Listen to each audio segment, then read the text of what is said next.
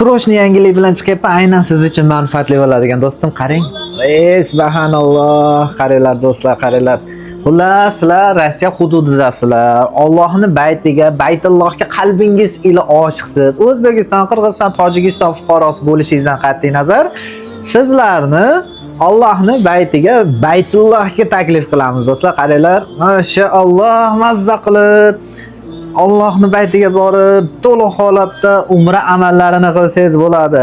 Siz patent to'laysizmi, student bo'lasizmi, hech qanaqa ziyoni yo'q. Kelib ham patentingiz to'lab ishlarasiz. Kelib o'qib ishlasangiz ham bo'ladi.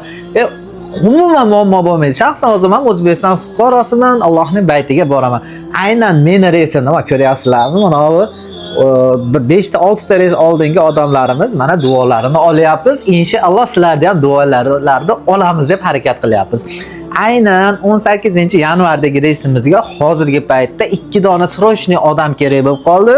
2 dona sizni joyingiz qoldi do'stim. Allohning bayti sizni chaqirib turibdi-yu, hech qancha emas narxi ham. Xullas, yozdirmoqchi bo'lsangiz ko'rib turgan raqamlarga bemalol murojaat qilishingiz mumkin. Ahlan va sahlan.